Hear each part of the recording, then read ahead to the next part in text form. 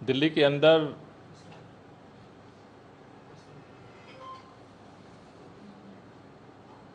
पिछले 2 दिनों से प्रदूषण का स्तर अलग अलग एरिया में बढ़ा हुआ था। न सिर्फ दिल्ली के अंदर बल्कि उत्तर प्रदेश, हरियाणा के कई क्षेत्रों में AQI का स्तर बढ़ा हुआ था। दिल्ली के अलावा जैसे फरीदाबाद में 1 तारीख को 403 था पॉल्यूशन का स्तर, मानेसर में 393, गुड़गांव में 390, बहादुरगढ़ में 400, सोनीपत में 350, कैथल में 350, ग्रेटर नोएडा में 402, नोएडा में 398,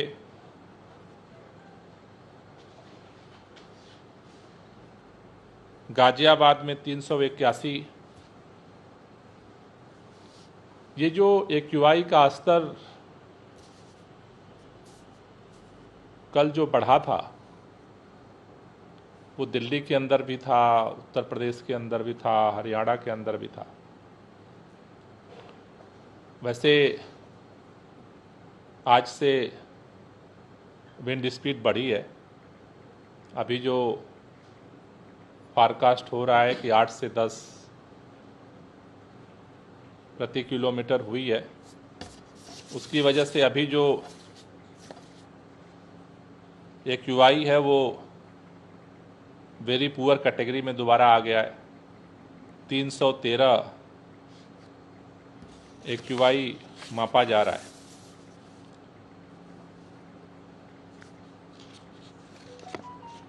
कल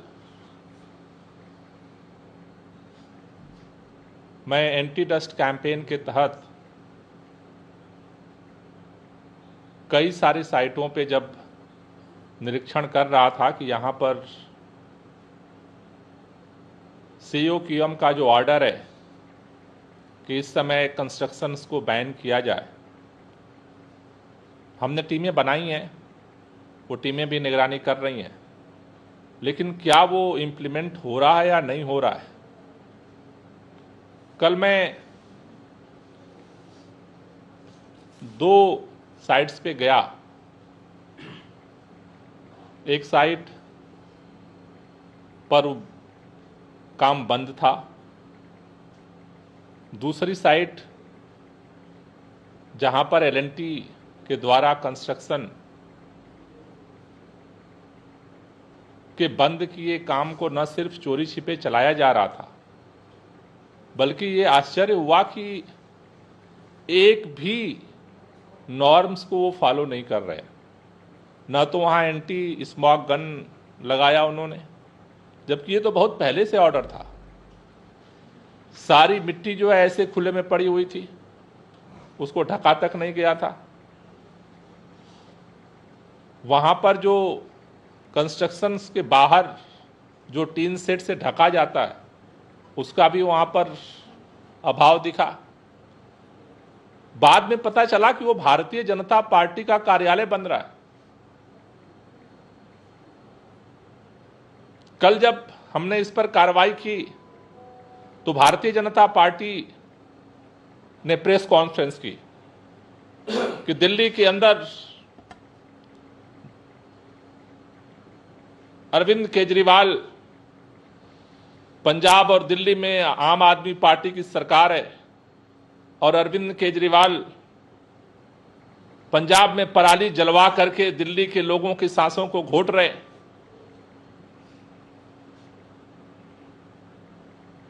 मुझे आश्चर्य हुआ कि जो पार्टी CAQM, दिल्ली सरकार का ऑर्डर चलो आप नहीं मानते हो, क्योंकि दिल्ली सरकार को ही आप नहीं मानते हो, लेकिन सीएक्यूएम का ऑर्डर को जो भारतीय जनता पार्टी अपने कार्यालय में नहीं फॉलो करने को तैयार है। भारतीय जनता पार्टी पटाखों का प्रदूषण बढ़े इसके लिए एड़ी चोटी लगाने को तैयार है।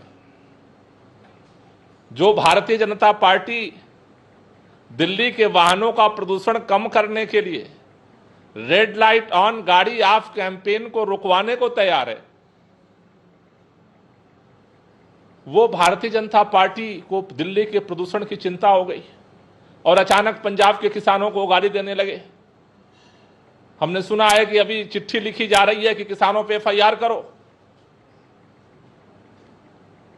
राजनीति केवल करना है तो जो मर्जी वो करे, लेकिन दिल्ली के प्रदूषण के स्तर को कम करना है तो पहले इस बात को समझना बहुत जरूरी है हम सब लोगों के लिए कि दिल्ली के अंदर जो प्रदूषण होता है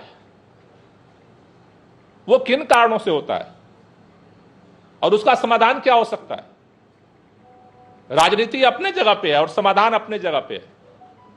मैं ये जिम्मेदारी के साथ कहता हूं कि पूरे देश के अंदर प्रदूषण को कम करने के लिए दिल्ली सरकार अरविंद केजरीवाल जी के नेतृत्व में जितना प्रयास कर रही है, आज की तारीख में भारत के अंदर कोई भी राज्य सरकार नहीं कर रही। दिल्ली के अंदर पहले जनरेटर का प्रदूषण होता था, इसी दिल्ली के अंदर धुआं धुआं होता था। मार्केट 24/7 बिजली दे करके हमने जनरेटर के प्रदूषण को कम किया।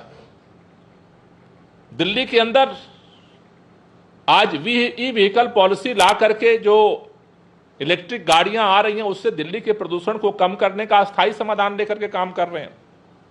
दिल्ली का 20% ग्रीन बेल्ट होता था, आज दिल्ली का ग्रीन बेल्ट ट्री प्लांटेशन के माध्यम से हमने 23% किया, अस्थायी समाधान कर रहे हैं।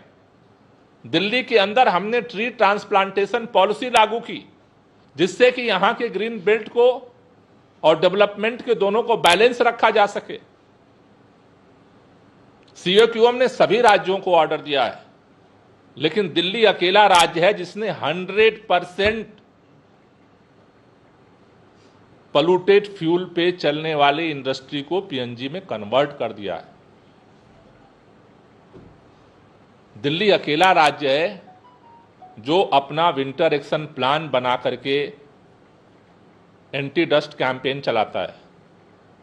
दिल्ली पहला राज्य है जहां पर हमने बायो डीकंपोजर का छिड़काव पराली जलाने के लिए शुरू किया। दिल्ली के अंदर तमाम राजनीति के बावजूद पटाखे के पोल्यूशन को कम करने के लिए हमने जन जागरूकता अभियान चलाने का प्रयास किया और उसके माध्यम से उसको कम करने का कोशिश की। दिल्ली के अंदर हम हर तरह से प्रयास कर रहे हैं और हमें इस बात का फक्र है कि दिल्ली के लोग कदम से कदम मिला करके इस अभियान को आगे बढ़ा रहे हैं। लेकिन फिर सवाल आता है कि आखिर फिर भी प्रदूषण बढ़ क्यों रहा है? अगर दिल्ली सरकार इतने सारे काम कर रही है फिर भी प्रदूषण इस समय ठंड के मौसम में 300-400 से ज्यादा क्यों बढ़ जा रहा है? यह हर दिल्ली वाले के मन में सवाल आ रहा होगा कि आखिर यह प्रदूषण इतना बढ़ता कैसे है, कारण क्या है? भाई पहले डीजल के जेनसेट चलते थे, उनका धुआं बंद हो गया बिजली से, जो ग्रीन बेल्ट था वो बढ़ गया तो वो ज्यादा ऑक्सीजन छोड़ रहे हैं दिल्ली के अंदर। दिल्ली के अंदर अब इलेक्ट्रिक वाहन आ रहे हैं तो पोल्यूशन कमी कर रहे हैं। दिल्ली के अंदर हम ये जो एंटी डस्ट कैंपेन चला रहे हैं, इतना सघन कैंपेन तो कभी नहीं चलता है और ना आज भी नहीं चलता है एनसीआर के अंदर। फिर आखिर प्रदूषण क्यों बढ़ रहा है, उसकी वजह क्या है? पिछले साल इसी महीने में 24 अक्टूबर से और 8 नवंबर के बीच में ये स्टडी की गई थी, इसी बात को समझने के लिए कि आखिर दिल्ली के अंदर प्रदूषण इस समय क्यों बढ़ता है। क्योंकि अगर हम समझेंगे नहीं तो समाधान की तरफ नहीं पहुंचेंगे। ये सीएससी की स्टडी हुई 28 अक्टूबर से लेकर के और 8 नवंबर के बीच में। ये सीएससी की स्टडी क्या कहती है? ये सीएससी की स्टडी ये कहती है कि ये दिल्ली के अंदर जो प्रदूषण है उस प्रदूषण में 31% दिल्ली के लोकल जो सोर्स हैं उनका पोल्यूशन है। लोकल सोर्स क्या? व्हीकल पोल्यूशन का, जो गाड़ियां दिल्ली में चलती हैं उनका पोल्यूशन। दिल्ली के अंदर जो कंस्ट्रक्शन होता है, डस्ट पोल्यूशन, उनका कंट्रीब्यूशन। ये स्टडी कहती है कि जो 31% जो ये पोल्यूशन है उसमें से 51% दिल्ली के अंदर व्हीकल पोल्यूशन, जो गाड़ियां चलती हैं, जो 31% का 15% है वो पोल्यूशन गाड़ियों से होता है। इसके बाद 13% डस्ट पोल्यूशन का है। उसके अलावा 12% वेस्ट बर्निंग का है। लेकिन ये 31% के अलावा जो पोल्यूशन है इसमें देखें 3 कॉलम है। 54.5% एनसीआर के अंदर जो गतिविधियां हो रही हैं, जो उनका व्हीकल पोल्यूशन है, डस्ट पोल्यूशन है, बायोमास बर्निंग का पोल्यूशन है, उसका कंट्रीब्यूशन है। और पिछले साल जब वो 24 नवंबर से 8 नवंबर के बीच में स्टडी कर रहे थे, उस समय बायोमास बर्निंग 14.5% पराली का कंट्रीब्यूशन था, जब उस समय पिछले साल जब उन्होंने स्टडी किया था। तो यानी कि दिल्ली के अंदर जब पिछले साल स्टडी की गई 28 नवंबर से 24 अक्टूबर से 8 नवंबर के बीच में, तो ये 3 कंपोनेंट सामने आए जिसकी वजह से दिल्ली के अंदर प्रदूषण हो रहा है। अब जब सोर्स है कि 31% दिल्ली के अंदर का पोल्यूशन है, तो दिल्ली सरकार युद्ध स्तर पे काम कर रही है कि दिल्ली के अंदर का जो 31% पोल्यूशन है उसको कम किया जाए। दूसरा कंपोनेंट है 54.5% एनसीआर के अंदर जो गतिविधियां चल रही हैं उसके पोल्यूशन को कैसे कम किया जाए। वो दिल्ली सरकार नहीं कर सकती। उसके लिए हमें सहयोग चाहिए केंद्र सरकार का, उत्तर प्रदेश की भाजपा की सरकार का सहयोग चाहिए, हरियाणा की भाजपा के सरकार का सहयोग चाहिए। क्योंकि दिल्ली के अंदर, जैसा मैंने उस दिन भी कहा था कि सबसे ज्यादा एक्यूआई अगर आनंद विहार, विवेक विहार का होता है, उसका कारण क्या है? दिल्ली में हम सीएनजी की बस चला रहे हैं, दिल्ली के अंदर हम इलेक्ट्रिक बस चला रहे हैं, और सारी डीजल की धुआंधार गाड़ियां धुआं फेंकते हुए आनंद विहार में आकर के जब लोड हो रही हैं, तो एक्यूआई स्तर बढ़ रहा है। दिल्ली के अंदर हमने एक्शन प्लान बनाया, winter action plan, Uttar Pradesh के अंदर नहीं बना, हरियाणा के अंदर नहीं बना, और उनका पोल्यूशन भी दिल्ली के लोगों को झेलना पड़ रहा है। तीसरा जो कंट्रीब्यूशन है इस समय खास तौर से, क्योंकि ये जो सोर्सेज हैं परमानेंट है, पराली का जो पोल्यूशन है वो इस समय प्रदूषण के स्तर को बढ़ा देता है।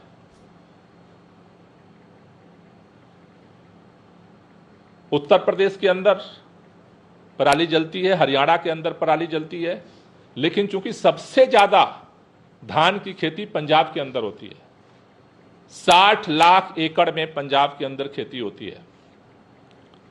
पंजाब के अंदर जो धान की खेती होती है उससे पराली पिछले कई सालों से जल रही है, और इस समय खास तौर से जब पराली की जलने की घटनाएं बढ़ती हैं तो इस समय दिल्ली के अंदर उसका भी जो पोल्यूशन है वो तेजी के साथ अप कर देता है। इसमें 2 फैक्टर और काम करते हैं, जितना मैंने एक्सपर्ट से बात की। एक, हवा की स्पीड क्या है। कल हवा की स्पीड कम थी, प्रदूषण का स्तर 400 प्लस चला गया।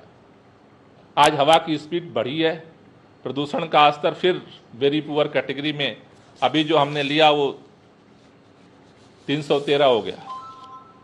दूसरा, टेम्परेचर। जब टेम्परेचर कम होता जाता है तो कणों की सघनता बढ़ती जाती है। तो अभी के दौर में जो नॉर्मल, जैसा मैंने कहा, एक दिल्ली के अंदर के सोर्सों का पोल्यूशन, दूसरा एनसीआर के सोर्सेज का पोल्यूशन, तीसरा पराली का पोल्यूशन, अगर इन तीनों घटक के साथ साथ अगर टेम्परेचर गिरता है और हवा की स्पीड कम हो जाती है तो तेजी के साथ दिल्ली के ऊपर और एनसीआर के ऊपर एक चादर छाती है, जिसकी वजह से पोल्यूशन का स्तर सीवियर कैटेगरी में पहुंच जाता है। समाधान क्या हो सकता है? समाधान राजनीति से नहीं हो सकता। समाधान के लिए एक्यूएम ने भी कुछ ग्रैब सिस्टम बनाए कि भाई इस समय हम रिसोर्सेज को कैसे कंट्रोल कर सकते हैं। दिल्ली के अंदर उसी के तहत पूरी दिल्ली के अंदर कंस्ट्रक्शन को बैन किया गया है, कुछ इमरजेंसी जो कंस्ट्रक्शन चल रहे हैं उसके अलावा। एनसीआर के अंदर भी इसको इंप्लीमेंट करना पड़ेगा और उसमें हमें उत्तर प्रदेश की और हरियाणा की भाजपा की सरकार को एक्टिव होना पड़ेगा। भाजपा के गाली देने से नहीं होगा, हम भाजपा का सहयोग चाहिए। दिल्ली के अंदर अगर इंप्लीमेंटेशन हो रहा है तो हरियाणा के अंदर भी, गाजियाबाद के अंदर भी, नोएडा के अंदर भी, ग्रेटर नोएडा के अंदर भी यहां पर इंप्लीमेंटेशन चाहिए जिससे कि इस प्रदूषण के असर को कम किया जा सके। अब आते हैं कुल मिलाकर के पराली पर। पराली जल रही है, सभी लोग एक ही सवाल पूछ रहे हैं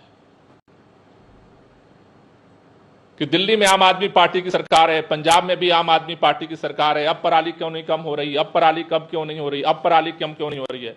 पराली इसलिए नहीं कम हो रही है क्योंकि केंद्र सरकार ने सहयोग देने से मना कर दिया।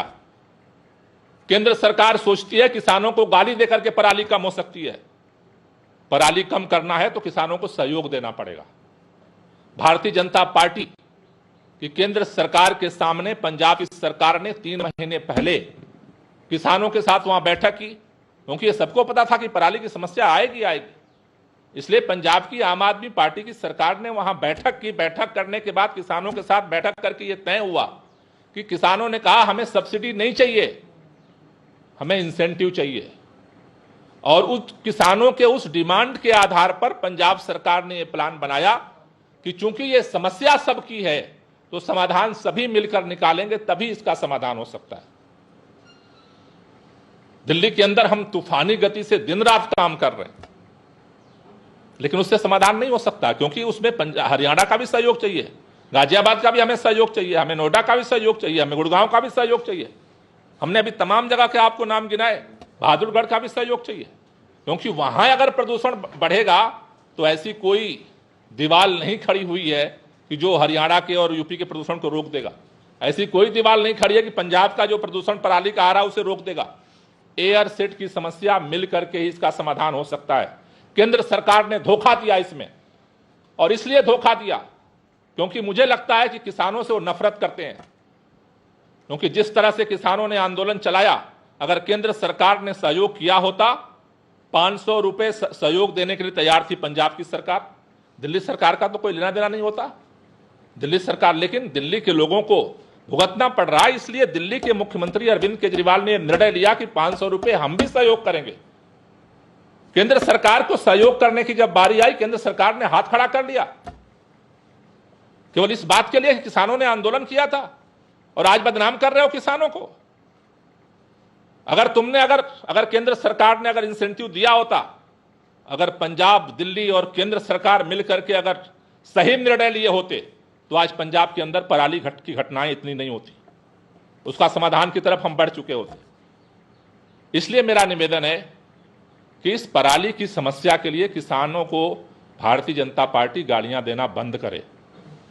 पराली की समस्या का समाधान किसानों के सहयोग से निकलेगा, गालियों से नहीं निकलेगा। और इसलिए मैं आपसे कहना चाहता हूं कि अभी जो परिस्थिति है, उस परिस्थिति में हम एक लंबी फेहरिस्त देख रहे हैं। पंजाब के किसानों को सहयोग देना था पराली कम करने के लिए, केंद्र सरकार ने मना कर दिया, असहयोग किया, विरोध किया। पटाखे का पोल्यूशन कम करना था, भाजपा ने विरोध किया। दिल्ली के अंदर रेड लाइट ऑन गाड़ी ऑफ कैंपेन लागू करना है, भाजपा विरोध कर रही है। दिल्ली के अंदर ग्रैप ने जो सीयू की हमने तैयार किया, कल तो जब मैं भाजपा कार्यालय, जब मुझे पहले पता नहीं था कि वो भाजपा का कार्यालय, मैं समझा एलएनटी का काम है, उन्होंने छुपा रखा था भाजपा कार्यालय का वो बैन और लगा करके। बाद में जब खुला तो मैं दंग रह गया कि क्या भारतीय जनता पार्टी राजनीति के लिए इतने निचले स्तर तक गिर सकती है? क्या भाजपा के नेताओं को नहीं पता कि दिल्ली में ग्रैप लागू हो चुका? क्या वो अखबार नहीं पढ़ते हैं? क्या सीओपीएम की प्रेस कॉन्फ्रेंस को नहीं देखते हैं? किसी नियम कानून को नहीं मानते? और ऐसे में भाजपा राजनीति कर रही है। मेरा दिल्ली के लोगों से निवेदन है, भाजपा क्या कर रही है भाजपा को छोड़ दीजिए। दिल्ली के लोगों को आज की स्थिति में प्रदूषण का स्तर कम हो, हमें पहला प्रयास करना, क्योंकि संकट हमारे ऊपर है तो प्रयास करने की जिम्मेदारी भी हमारी पहली है। सरकार हर तरह से प्रयास कर रही है। पहला मैं निवेदन आज दिल्ली के लोगों से कहना चाहता हूं कि आपके आसपास, कल जब मैं गया 2 इंस्पेक्शन में, एक इंस्पेक्शन में मुझे मिला कि काम चल रहा है, तो ये संभव है कि दिल्ली के अंदर बहुत सारे जगहों पर अभी चोरी छुपे काम चल रहा हो और भाजपा कार्यालय में चल रहा, तो हो सकता है भाजपा से जुड़े लोगों को भी मैसेज हो कि काम करो, हम देख लेंगे। तो दिल्ली के लोगों से मेरा पहला निवेदन है, हाथ जोड़ के गुजारिश है कि इसको कम करने, हमें अपने हिस्से के पॉल्यूशन को कम करना है, पहला संकल्प हमें लेना है। और उसके लिए आपके आसपास कहीं भी अगर कंस्ट्रक्शन वर्क चल रहा है तो आप ग्रीन दिल्ली ऐप पर फोटो खींच करके आप जरूर भेजें। मैं अधिकारियों को भेजूंगा काम बंद कराने के लिए, और जरूरत पड़ी तो मैं खुद आऊंगा। लेकिन दिल्ली के अंदर हम अपने हिस्से के पॉल्यूशन कम करने के लिए एड़ी चोटी लगाएंगे, दूसरों के इंतजार में हाथ पे हाथ रख करके नहीं बैठेंगे। दूसरी बात कि हम लोग भी कुछ कर सकते हैं, आप भी कुछ कर सकते हैं। इसलिए आपसे मेरा 5 निवेदन है। जो पहला, इस समय आप कैसे सहयोग कर सकते हैं? हम तमाम तरह के गतिविधियां तो चला रहे हैं, लेकिन आप क्या कर सकते हैं? पहली चीज कि आप अगर दफ्तर जा रहे हैं, काम पर जा रहे हैं, अगर संभव है, अगर आपके आसपास से 2 गाड़ियां आती हैं तो 1 गाड़ी में आइए, कार शेयर करिए, बाइक शेयर करिए, ये हम कर सकते हैं। दूसरी चीज,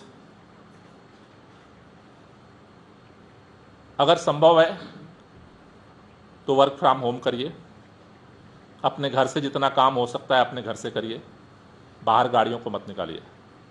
उससे जैसा, इसलिए मैं ये कह रहा हूं कि जैसा आपने स्टडी में बताया कि जो दिल्ली का 31% है उसमें से 50% व्हीकल पोल्यूशन है। तो रेड लाइट ऑन गाड़ी आप कैंपेन तो ये लागू नहीं होने दे रहे, तो फिर क्या कर सकते हैं हम सब मिलकर प्रयास करें कि कम से कम गाड़ियां सड़क पर निकालें। उसका फायदा क्या होगा कि जो ये व्हीकल पोल्यूशन का कंट्रीब्यूशन है वो हम रिड्यूस कर सकते हैं। तो पहला मैंने कहा कि आप गाड़ी शेयर करिए, जिससे जो पॉसिबल अगर है तो। अगर आपके आसपास दोस्त कोई है और आपको भी जाना है तो 1 गाड़ी छोड़ दीजिए, उसकी गाड़ी से चले जाइए। अगर एक ही ऑफिस में जाना है, अगर एक ही तरफ जाना है तो। दूसरा, वर्क फ्रॉम होम का आप अपने प्रैक्टिस में ले आइए, जिससे कि हम गाड़ियां इमरजेंसी हो तभी आप बाहर निकालें। तीसरा, अगर कोयला या लकड़ी का उपयोग कहीं भी कर रहे हैं आप या आपके पास हो रहा है, उनको भी समझाइए और आप भी इसका उपयोग मत करिए। क्योंकि ये जो बायोमास बर्निंग है, पराली के साथ साथ जो छोटे छोटे जगहों पे दिल्ली के अंदर इस तरह की जो बर्निंग होती है, उसका भी पोल्यूशन दिल्ली की फिजाओं में घुल रहा है। तो तीसरा जो आप सहयोग कर सकते हैं वो ये कर सकते हैं। चौथा जो सहयोग हम चाहते हैं, खास तौर से जितनी सोसाइटीज़ हैं, RWA हैं, कि जब ठंड बढ़ रही है अब थोड़ी थोड़ी, तो सुबह के समय जो हमारे सिक्योरिटी गार्ड होते हैं वो आग जला लेते हैं, क्योंकि उन्हें रात भर जागना होता है। तो ऐसे में उनको इलेक्ट्रिक हीटर आप प्रोवाइड कराएं, जिससे कि उनको इस तरह की आग जलाने की ज़रूरत ना पड़े। तो इन छोटे छोटे प्रयासों से भी आप अपने हिस्से का जो पोल्यूशन है उसको आप रोक सकते हैं। तो इस तरह से ये 5 काम मैं चाहता हूं जो जहां पर जैसे भी हिस्सेदारी कर सकता है, क्योंकि दिल्ली के अंदर का जो पोल्यूशन है, गाड़ियां हम सबकी हैं, जिससे पोल्यूशन होता है। कंस्ट्रक्शन जो हो रहा है वो हमारे लिए हो रहा है, हमारे घर बनते हैं, हमारे लिए ऑफिस बनते हैं, हमारे लिए काम हो रहा है। तो ऐसे में सरकार और दिल्ली के लोग मिल करके हम क्या करना है, जिन जिन वजहों से प्रदूषण पैदा होता है उसे हमें कम करना है। और उसमें हम चाहते हैं कि सरकार के साथ आप भी इसमें सहयोग करें। दिल्ली सरकार की तरफ से जो काम चल रहा है उसमें अभी हम 10 बिंदुओं पे फोकस कर रहे हैं, जिसमें पहला इस समय जो सबसे इमरजेंसी बेसिस पे लागू किया है वो कंस्ट्रक्शन बैन, डिमोल्यूशन बैन। उसमें जैसा मैंने कहा कि आपका सहयोग हमें चाहिए। अधिकारी भी जा रहे हैं, लेकिन हर मोहल्ले में, हर गली में अधिकारी नहीं पहुंच सकते। इसलिए आप ग्रीन दिल्ली ऐप पर आप फोटो खींच करके भेजिए, जिसके माध्यम से हम इसको कंट्रोल कर सकें। दूसरा, कई सारे लोग, जैसे मैं देखता हूं छोटे छोटे त्योहार पर या कुछ भी होता है, कभी भी पटाखे जला देते हैं। उनको समझाइए, पटाखे एक पटाखा कोई छोड़ता है, उसका भी प्रदूषण इसी हवा में जा रहा है। क्योंकि टेम्परेचर कम हो रहा है, हवा की स्पीड कम है, तो उसकी मारक क्षमता ज्यादा बढ़ जा रही है। सामान्य समय में हवा चलती है तो इसका प्रभाव नहीं पड़ता। तीसरा, हम हॉट स्पॉट जो एरिया है वहां पे फोकस कर रहे हैं। वहां के लिए आज ही मैंने अभी निर्देश दिया है कि वहां के लिए स्पेशल अभियान पहले हम आनंद विहार और विवेक विहार में चला रहे थे, और अब सभी हॉट स्पॉट पे फोकस करके हम वहां पे चलाने के लिए प्लान कर रहे हैं। फायर ब्रिगेड का जो गाड़ियां हैं वहां पे हम डिप्लॉय कर रहे हैं, जिससे कि हॉट स्पॉट्स के जो एरियाज हैं जहां ज़्यादा खतरा है सांसों पे, वहां पे ज़्यादा फोकस तरीके से काम किया जाए। तो हॉट स्पॉट्स पे स्पेशल ड्राइव पहले 2 हॉट स्पॉट पे चला रहे हैं, तो उसका हमें इम्पैक्ट दिखा है। आनंद विहार का जो AQI का स्तर है थोड़ा सा डाउन जा रहा है, तो अभी हमने उसके अनुभव से अभी जो मेजर हॉट स्पॉट्स हैं वहां पे स्पेशल ड्राइव हम करने जा रहे हैं। PUC जो हमारी गाड़ियां हैं, ये भी वाहन व्हीकल पोल्यूशन के में एक इम्पॉर्टेंट रोल प्ले करता है। पिछले 1 महीने में जो स्पेशल ड्राइव हमने चलाया है, दिल्ली वालों को मैं शुक्रिया कहना चाहता हूं इसके लिए कि आप अपनी लापरवाही तोड़ करके करीब 6 लाख से ज़्यादा लोगों ने PUC सर्टिफिकेट बनाया है। मेरे ख्याल से किसी 1 महीने का अब तक का रिकॉर्ड है PUC सर्टिफिकेट बनाने का। कुछ और हमारे जो लोग जिनके पास भी अगर किसी वजह से नहीं है, तो मुझे लगता है कि अगर उसे आप चेक कर लें, नोटिस भी सरकार ने भेजी है, तो उससे भी अगर आप उसको चेक करा लेंगे, सही करा लेंगे, तो जैसा मेरा कहना है कि ये जो प्रदूषण है इसके मल्टीपल सोर्स हैं। हम अपने हिस्से के प्रदूषण को अगर कम करते हैं तो दिल्ली के लोगों की सांसों को संकट है उसे बचाने में हम सहयोग कर सकते हैं। दिल्ली के अंदर जो इंडस्ट्रियल पोल्यूशन है उसके लिए चेकिंग के लिए हमने टीम बना दी है, वो काम हो रहा है। पानी के छिड़काव का भी काम चल रहा है, बायो डिकम्पोजर के छिड़काव का भी हम काम कर रहे हैं, एंटी डस्ट कैंपेन भी हमारा चल रहा है। इसलिए सरकार जो सारे काम कर रही है, इसके साथ साथ मेरा निवेदन है कि इन 5 बिंदुओं पर आप हमें सहयोग दें, जिससे कि हम मिल करके इस समय प्रदूषण के स्तर को कम करने में हम अपनी भूमिका अदा कर सकें। आपको यही तय करना है, भाजपा जैसा नहीं बनना है। भाजपा दोहरी राजनीति करती है, प्रदूषण बढ़ाने के लिए पूरी ताकत लगाती है और फिर राजनीति करती है। दिल्ली के लोगों को हमें प्रदूषण कम करने वालों की लाइन में खड़ा होना है। जितना संभव है हम प्रदूषण को कम करेंगे। और दूसरी बात, केंद्र सरकार से मेरी अपील है कि किसानों से आप बदला लेना बंद करिए। पराली की समस्या का समाधान किसानों को सहयोग देने से होगा, किसानों को गाली देने से नहीं होगा। इसलिए किसानों को गाली देना बंद किया जाए, और जो गलती किया है भाजपा ने, भाजपा की केंद्र सरकार ने, उसके लिए उसे माफी मांगना चाहिए। किसानों के साथ, दिल्ली वालों के साथ माफी मांगना चाहिए।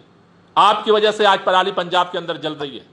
अगर सब मिल करके, जब किसान तैयार थे, पंजाब सरकार तैयार थी, दिल्ली सरकार तैयार थी, अगर आपने सहयोग किया होता तो आज पंजाब में जो पराली की घटनाएं आधी हो चुकी होती।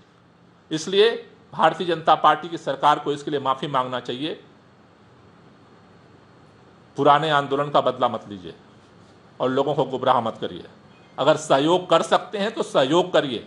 और भारतीय जनता पार्टी के नेताओं से भी मेरी अपील है, अगर सहयोग कर सकते हैं तो सहयोग करिए प्रदूषण कम करने में। आप भी सांस ले रहे हो इसी दिल्ली की, आपके परिवार के लोग भी सांस ले रहे हैं इसी दिल्ली से। इसलिए राजनीति छोड़ करके जो भी सहयोग कर रहे हैं सहयोग करिए। इस तरह की सीनाजोरी मत करिए कि भाजपा का राष्ट्रीय कार्यालय है यहाँ इसलिए कुछ भी होगा, कोई नियम कानून नहीं फॉलो किया जाएगा।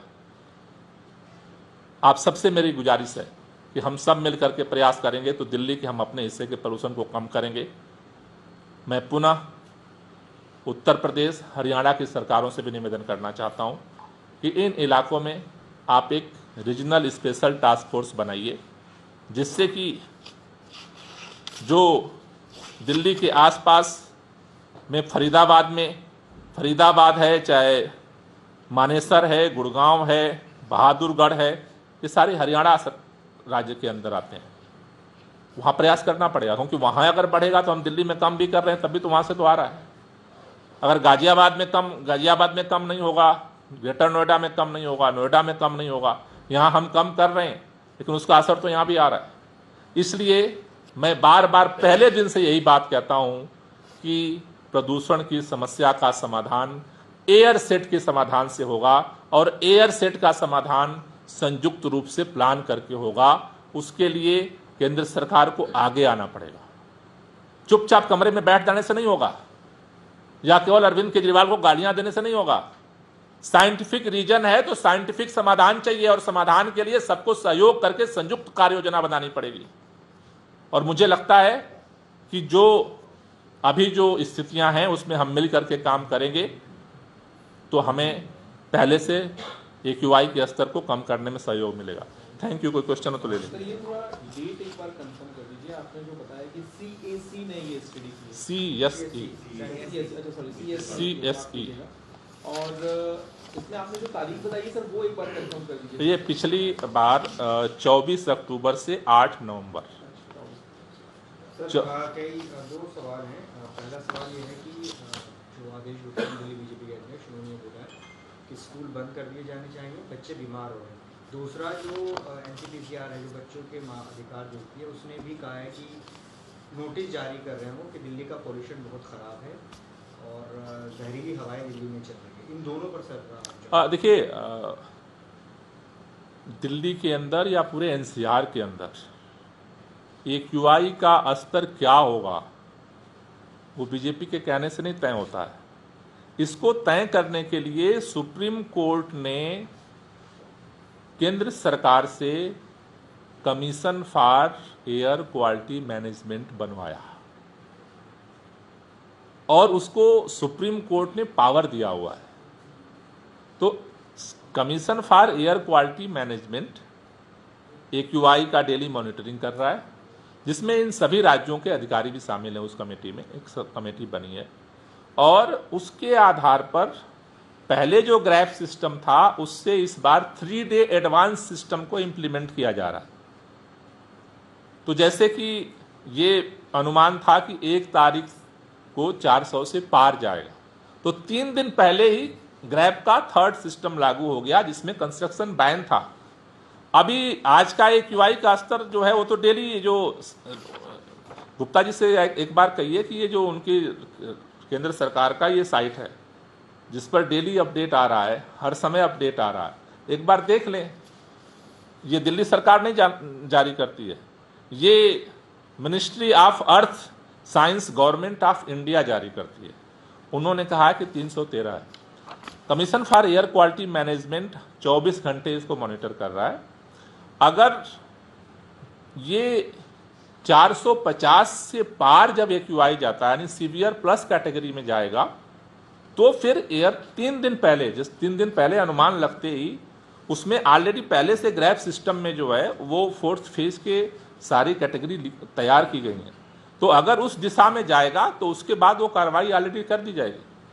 अच्छा, आप कह रहे हैं यानी कि अगर दिल्ली का AQI 450 के ऊपर जंप करता है तो स्कूल ऑटोमेटिकली बंद हो जाएंगे? उसमें जो आप ग्रैफ का जो है वो फेज 4 लागू हो जाएगा। ओके। तो ग्रैफ का जो फेज 4 जब लागू होगा तो उसमें कई तरह के बैन है, स्कूल का है, ट्रकों की एंट्री का है, तो कई तरह की उसमें जो है फेज 4 में जो है वो ऑलरेडी जो है COQM ने अनाउंस किया हुआ है, लेकिन वो लागू होगा AQI के स्तर पे। सर, जो आप पंजाब की पराली की बात कर रहे हैं, पिछले साल से कंपैरिजन में 20% ऊपर है इसी पीरियड ऑफ टाइम में। देखो, परसेंटेज जो है मैं आपको बता देता हूँ एग्जैक्ट जो घटनाएं हैं। ये जो पंजाब, पूरे जो टोटल यूपी, हरियाणा और पंजाब में जो है वो जो पराली थी वो 1 नवंबर को जो है वो पिछली साल जो है वो 2077 थी, और इस साल जो है वो 1940 हो रही हैं अभी 1 नवंबर को, कल की है। पंजाब के अंदर जो है वो पिछली बार 1796 घटनाएं हुई थी 1 नवंबर को। इस बार जो है 1842 घटनाएं हुई हैं कल की जो रिपोर्ट की गई। ये पंजाब गवर्नमेंट के डैशबोर्ड के हिसाब से इस बार टोटल अब तक घटनाएं 16,004 हैं और पिछले साल इस टाइम तक 13,269 थी। तो उसके हिसाब से 21% इंक्रीज है पिछले साल से इस साल। तो जो आप कह रहे हैं सेंट्रल गवर्नमेंट का कंट्रीब्यूशन नहीं मिल रहा है, पर जब आम आदमी पार्टी दिल्ली में थी तो पंजाब स्टेट गवर्नमेंट को रिस्पॉन्सिबल ठहराते थे, तो अब सेंट्रल गवर्नमेंट कैसे रिस्पॉन्सिबल? हमने तब भी यही बात हमने कहा था। हम फर्स्ट डे से, देखो मैं साइंटिस्ट नहीं हूँ, लेकिन जब ऑड इवन हम दिल्ली में लागू कर रहे थे और तब से आज तक सैकड़ों साइंटिस्टों से मैंने बात की है और इसको स्टडी करने की कोशिश की है, समझने की कोशिश की है। इसलिए फर्स्ट डे मेरा बहुत कंफर्म स्ट्रांग ओपिनियन है कि पोल्यूशन की समस्या स्टेट की समस्या नहीं है। पोल्यूशन की समस्या एयर सेट की समस्या है। आसमान के अंदर ये सारा सिस्टम ग्रो करता है। उसमें जैसा हमने रिसर्च बताया, दिल्ली का जो अंदर के सोर्सेज का कंट्रीब्यूशन 31% का है उस पीरियड का, जो है ये पूरे साल का नहीं है स्टडी। एंड एनसीआर के अंदर का करीब 54-55% है। और उस समय ये जो पराली की घटना जो होती है ये इस समय एक्स्ट्रा होती है। हमने तब भी यही कहा था कि इसके लिए, और मैं कोई नई बात नहीं कह रहा, केंद्र सरकार सभी राज्यों को पराली मैनेजमेंट के लिए आज भी पैसे देती है। पंजाब को भी पैसा देती है, हरियाणा को भी पैसा देती है, यूपी को भी पैसा देती है, सबको पैसा देती है। किस रूप में देती है? केंद्र सरकार जो पैसा देती है वो कहती है कि सब्सिडी के रूप में मैं थोड़े पैसे दे रही हूँ, 50% से ज़्यादा देती है सब्सिडी, और किसानों को कुछ पैसा उसमें लगाना होता है और उस पैसे से हैप्पी सीडर जैसे जड़ से काटने वाली मशीन खरीदी जाती है। केंद्र सरकार पैसे देती है। पंजाब के किसानों ने कहा कि हमें सब्सिडी नहीं चाहिए, जो सब्सिडी के रूप में पैसा दे रहे हो उसकी जगह हमें डायरेक्ट इंसेंटिव दे दो। स्टेट गवर्नमेंट क्या करेगी? स्टेट गवर्नमेंट ने फिर डिसाइड किया कि 500 रुपए हम देंगे। पंजाब में चूंकि 60 लाख एकड़ में होती है, उनके सामने आर्थिक बजट की कमी थी। उन्होंने दिल्ली सरकार से कहा, मुख्यमंत्री ने कहा 500 रुपए हम भी देंगे, जबकि हमारा तो कोई लेना देना नहीं है। हमारा लेना देना इतना ही है कि उसका प्रभाव हमारे ऊपर पड़ता है।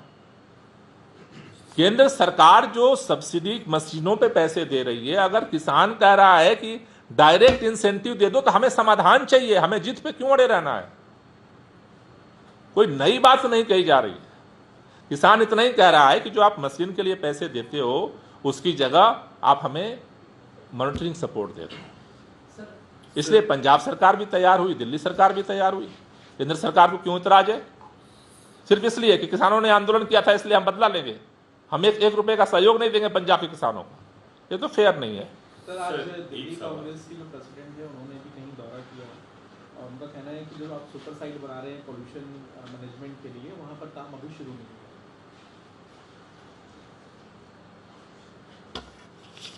मेरे ख्याल से हमने तो किसी से कहा ही नहीं, सुपर साइट तैयार की जा रही है, वहाँ पे काम हो रहा है। वहाँ से अब उनको कहाँ से कहाँ वो दौरा किए थे मुझे पता नहीं। सर 2 सवाल हैं। पंजाब में जब ऑफिशियल्स गए आग को रोकने के लिए, पराली जलाने के लिए, उनमें पानी डालने के, तो उनको होस्टेज बनाया गया है। और दूसरा सवाल ये है कि जो पंजाब के एग्रीकल्चर मिनिस्टर हैं उन्होंने कहा है कि पंजाब का पोल्यूशन दिल्ली कैसे पहुंचता है ये मुझे समझ में नहीं आता है। और सर एक दिल्ली से सवाल ये है कि सर स्मोक टावर आपकी सरकार ने लगाया है सीपी में, बीजेपी का भी ये कहना है, कुछ रेसिडेंट्स का भी ये कहना है कि वो सिर्फ सुबह 6 से 11 और शाम में 6 से 10 चलता है, जो मेन पीक टाइम है, जो लोग बाहर होते हैं और सीपी में भीड़ होती है, आसपास के इलाकों में भीड़ होती है, वो 11 से 6 नहीं चलता। तो क्या सर इसके टाइम में कोई चेंजेस नहीं लाना चाहिए? 2 बात समझना बहुत जरूरी है। आपके पास एक खबर आई और बीजेपी के लोग कह रहे हैं कि सीपी में एक स्मॉग टावर लगा है? आपको भी यही पता होगा। दिल्ली में 2 स्मॉग टावर लगा है, दूसरा कहाँ लगा है? बीजेपी वाले उसके बारे में कुछ बताए?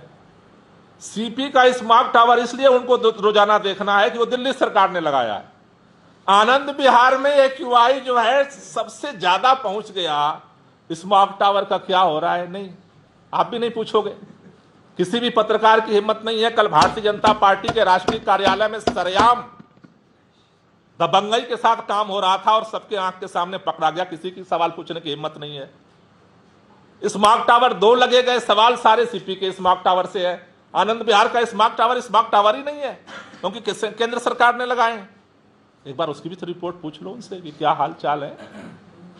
देखो, हम हर चीज के लिए काम करते हैं, लेकिन मेरा केवल इतना सा कहना है कि ये जो पिक एंड चूज है वो ठीक नहीं है। पोल्यूशन की समस्या का इससे समाधान नहीं होगा। राजनीति है, राजनीति करना है तो अलग बात है। हमारी जिम्मेदारी है पोल्यूशन की समस्या को कम करना। समाधान के लिए हम काम कर रहे हैं और समाधान के लिए दिल्ली में भी प्रयास कर रहे हैं। केंद्र सरकार के साथ पंजाब के लिए भी प्रयास किया था और आगे भी करते रहेंगे, क्योंकि इस पोल्यूशन की समस्या का समाधान हमें करना है। लेकिन आप इसका क्लासिकल उदाहरण है दो। एक स्मॉग टावर आपको बताया गया, भाजपा ने बताया कि क्या हो रहा है वहां का। हाँ, आनंद विहार का नहीं बताता, ना कोई पूछता है ना कोई जाता भी है। शायद कोई आज तक बैठ लेने भी नहीं जाता वहां। सर, एनसीआर के विकल्प की जो बात की थी सर, उसको लेकर दिल्ली सरकार की आगे फर्दर प्लानिंग क्या है? क्या ऑड इवन जैसे फॉर्मूले पर भी विचार हो रहा है? ये थोड़ा सा समझना चाहेंगे आगे का क्या एक्शन प्लान रह रहा है? दो चीजें हैं। अगर देखो, अभी तो आज का एक्यूआई स्तर जैसे मैंने कहा वेरी पुअर कैटेगरी में आ गया। अभी जो स्टेज हम लागू कर रहे हैं, हमने बैन लागू किया हुआ है, वो 400 प्लस के स्टेज में ऑलरेडी हम एक्टिविटी कर रहे हैं। अगर सीवियर प्लस कैटेगरी में जाता है तो उसके लिए जैसा मैंने कहा कि कई तरह के और एक्शन जो है CAQM के डिसीजन पे लिया जाएगा। अगर उसके भी बियॉन्ड सिचुएशन जाती है, आफ्टर दैट मुख्यमंत्री जी एक्सपर्ट्स के साथ डिस्कस करेंगे और उसके बाद और जो इमरजेंसी मेजर्स लेने होंगे लेंगे। सर, लेकिन क्या नजर आता है सर इसका एक सॉल्यूशन की एनसीआर से जो वाहन आ रहे हैं दिल्ली में, तो आपके अगर अकॉर्डिंग क्या मतलब अगर ऐसा जाता है तो कोई समाधान में कुछ सोचा होगा? अरे सिंपल सा समाधान है कि भाई जो डीजल वाले बस आ रही हैं जी, अगर CNG की उधर से आनी हो जाए, इसमें इतना टेढ़ा काम क्या है। मान लो दिल्ली में इलेक्ट्रिक बस हम ला रहे हैं, लेकिन CNG बसें तो NCR में भी चल सकती हैं कि नहीं चल सकती हैं, लेकिन उनको कोई पूछने वाला नहीं है ना। उनको कोई पूछने वाला नहीं है, इसलिए वो डीजल की जो सबसे पुरानी खटारा बस है वो भी चलेगी,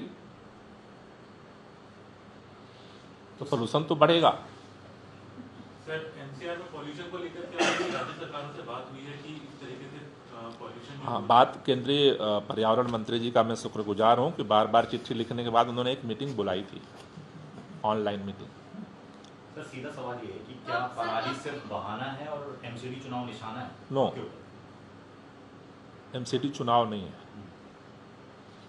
भारतीय जनता पार्टी पंजाब के किसानों को गाली इसलिए दे रही है सहयोग करने की जगह, क्योंकि उन्होंने उनके खिलाफ आंदोलन किए थे। मैं फिर दोहरा रहा हूं, पराली का समाधान पंजाब के किसानों को सहयोग देने से होगा, गाली देने से नहीं होगा। समाधान हो सकता है और इसी बार हो सकता था। मेरे ख्याल से अगर सहयोग दिया जाता, चूंकि शुरुआत थी, आधा 50% पराली के पोल्यूशन को कम किया जा सकता था इसी साल। धीरे धीरे जागरूकता की से हमने पहली बार बायो डिकम्पोजर यहाँ शुरू किया तो 2-250 एकड़ में किसान तैयार हुए, हिचक रहे थे। अगले साल उन्होंने और डिमांड की, अगले साल उन्होंने और इम्पैक्ट देखा तो और डिमांड की। लेकिन अगर केंद्र सरकार सहयोग करती गाली देने की जगह, तो 50% पराली की समस्या का समाधान इसी साल हो जाए। पंजाब वाला जो ऑफिशियल्स को होस्टेज बना लिया है फार्मर्स ने, और काफी मान मनोबल के बाद छोड़ा गया, वो मैंने अभी देखा नहीं है, एक बार आप हमें दे दो डिटेल। सर, अभी भी खबर आई है कि कंस्ट्रक्शन पर जो बैन लगा है उसके बाद अरविंद केजरीवाल जी का ट्वीट आया, 5,000 रुपये पर मंथ दिया जाएगा जो वर्कर्स हैं उनको।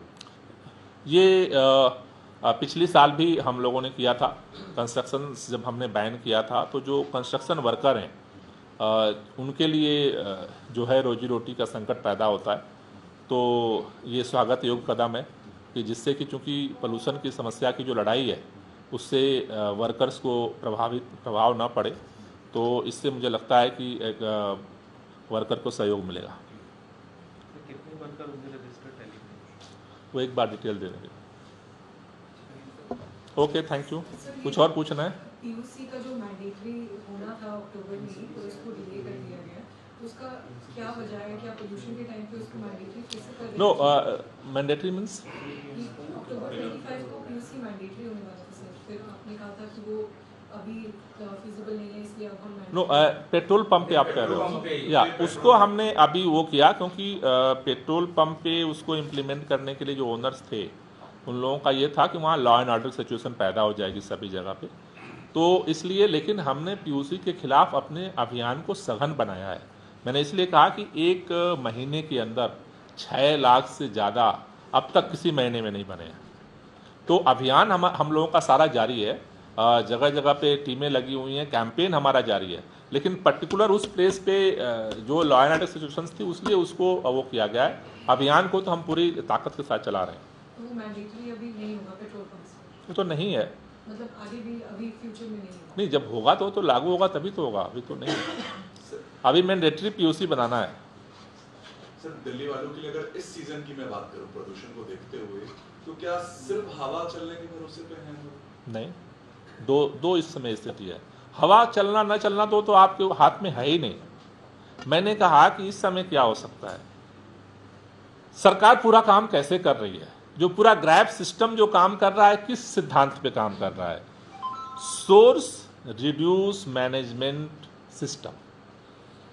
तो ये सोर्स रिड्यूस मैनेजमेंट सिस्टम क्या करता है कि जिन जिन वजहों से प्रदूषण पैदा हो रहा है उसको कम किया जाए। समझ गए आप? क्योंकि हवा का रुख कब क्या होगा, टेम्परेचर कब कितना डाउन जाएगा, विंड स्पीड कब चेंज होगी। जैसे अभी बता रहे हैं लोग कि अभी विंड स्पीड 2 दिन से नॉर्थ वेस्ट थी, अब वो चेंज होने वाली है, शायद कल से ही वो डाइवर्ट हो रही है, धीरे चेंज हो जाएगी। तो वो हमारे हाथ में नहीं है। हम क्या कर सकते हैं कि जो जिस तरह से मैंने कहा कि भाई 2 गाड़ियां, 2 आप दोस्त हो, दोनों लोग डेली गाड़ी लेकर जाते हो दफ्तर, कोई बात नहीं है। लेकिन अगर दोनों लोग एक गाड़ी घर पे छोड़ देते हो और एक गाड़ी में दोनों बैठ के आ जाते हो, थोड़ी सी दिक्कत हो सकती है। लेकिन एक गाड़ी का जो पोल्यूशन इस हवा में जा रहा था उसको रोक दिया हमने। ये रिड्यूस मैनेजमेंट सिस्टम है। कंस्ट्रक्शन पे बैन क्या है कि डस्ट का जो पोल्यूशन है उसको हम चेक कर रहे हैं, रोको। पानी का छिड़काव क्या है, डस्ट जो उड़ रही है उसको रोको। तो जो सारा काम ये हमारे हाथ में है। हम हाथ पे हाथ रख करके बैठ नहीं सकते, न सरकार बैठेगी ना आपको बैठना है। हवा का रुख बदलेगा तो हवा साफ हो जाएगी, नहीं होगा तभी रिड्यूस कम करना है। अगर हम कुछ भी नहीं करते हैं तो इस समय AQI 600 पार हो जाएगा। तो हमारा काम क्या है कि हवा अगर विपरीत भी है, परिस्थितियां विपरीत भी हैं, तो उसे कैसे कम किया जाए, यही तो मैनेजमेंट कर रहे हैं। ग्रैब सिस्टम भी यही इसी मैनेजमेंट थियरी पे काम कर रहा है। एनसीपीसीआर पे नहीं बोल रहा, एनसीपीसीआर जो नोटिस जारी है स्कूल वो मैं एक बार चेक कर लूँगा, आप मुझे दे दीजिए, क्योंकि वो निर्णय पे क्योंकि हमको COQM को लेना है, अभी तो कमीशन को लेगा। अगर कोई है तो मैं COQM को भिजवा दूंगा, आज ही भिजवा दूंगा। नोटिस में क्या लिखा है? नोटिस जारी कर रहा है, मतलब करेगा। लिखा क्या? सर टेक्निकली वो मांग कर रहे हैं कि जिस तरह से प्रदूषण बढ़ रहा है। हाँ एग्री, अगर वो दे दो तो मैं COQM को भेज दूंगा।